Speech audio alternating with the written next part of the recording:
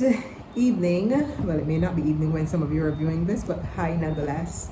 It is great to have you in another Read With Me session. I haven't done one in quite a while, but I was promising to do one during the month of love, and we're still in the month of love, February. And only this evening, my husband and I did a session with a couples group, and I think we have another one next week. And we did one previously as well, so we would have done 3 for the month of February. So people are still very much focused on love and relationships, and that's okay. And we want you to continue to focus on them even after February has passed. But this evening, the reading I'm reading is called Loving You, and it's reading 33 from my book, Tonight I Am a Butterfly, Celebrating Seasons of Change. Remember, if you haven't yet had a copy of this book, give me a shout out. I'll get a copy to you. But this evening, this particular chapter, this particular reading is focusing on the need for us to love ourselves.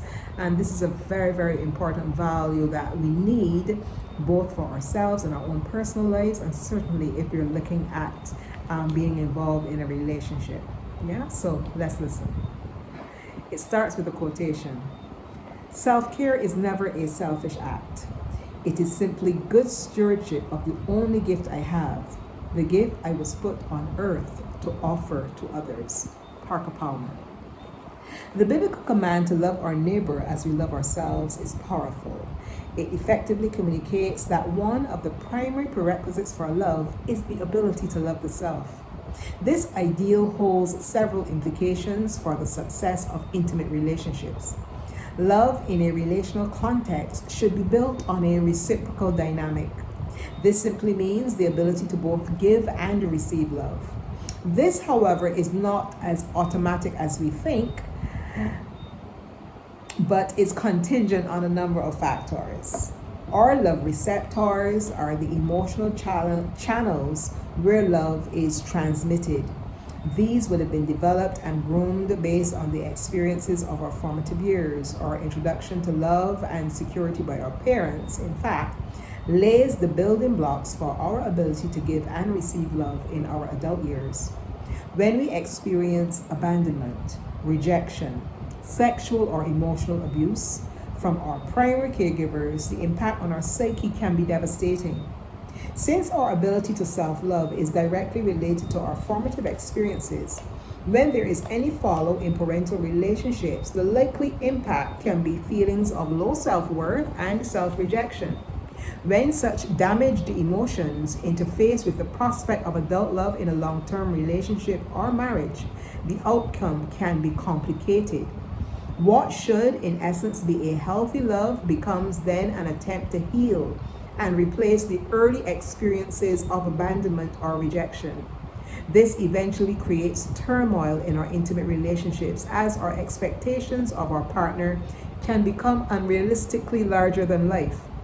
As a consequence, the relationship can become characterized by traits like possessiveness, dependency, manipulation, control, and general addictive behaviors, which can easily be mistaken for an unhealthy, authentic love.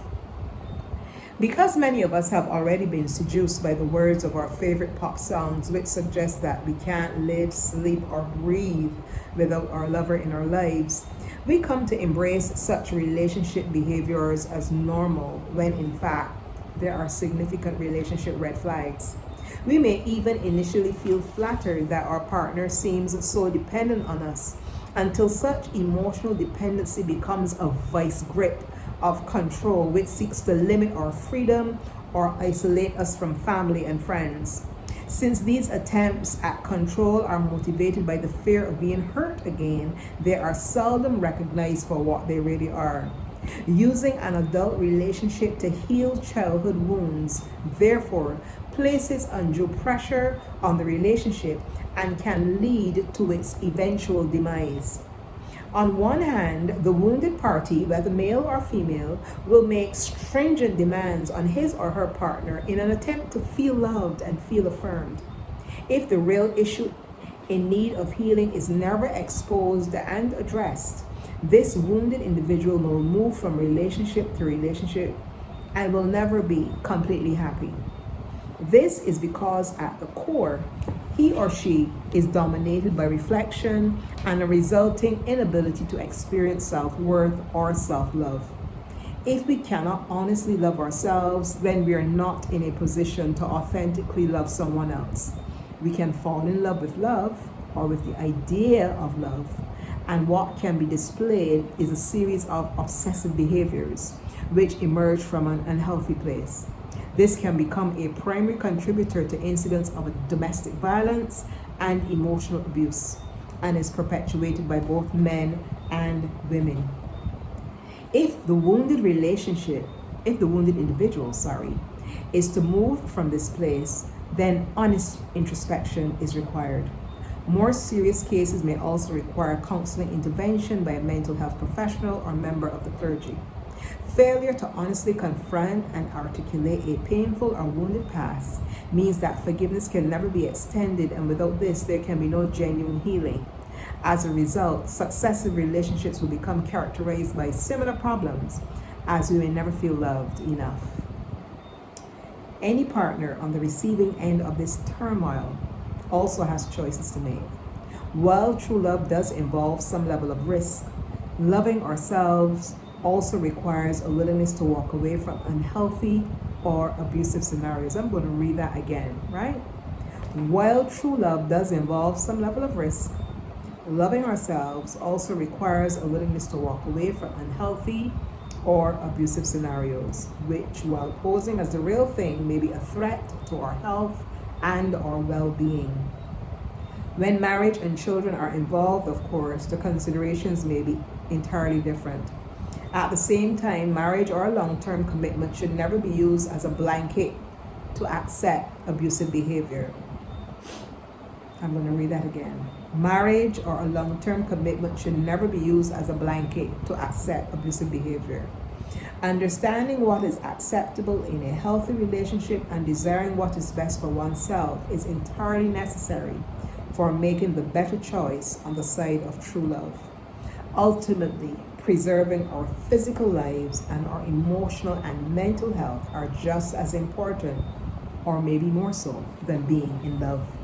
Now, I chose to write this and I chose to read it because with all the rhetoric of love and falling in love and commitment and all that we get that is positive and good at this time of the year, it is also very, very important that we are aware of the challenges that exist out there in intimate relationships, intimate partnerships, marriages even. And some of these challenges are indicative, as this reading is saying, of things we went through in our childhood, things that were unresolved, and we are looking for our lover, looking for our partner, looking for our spouse to meet those needs and to repair and to replace what we missed as children or what we missed as adolescents. And because we often don't connect with what is the motivation behind our behavior, we continue to produce the unhealthy behavior. And it is often met with conflict because the person you're married to or the person you're in a relationship with isn't looking to be your mother or your father. And you may not articulate that, but honestly, that's what you're actually looking for. You're looking for someone to parent you as opposed to looking for a partner who will be your equal.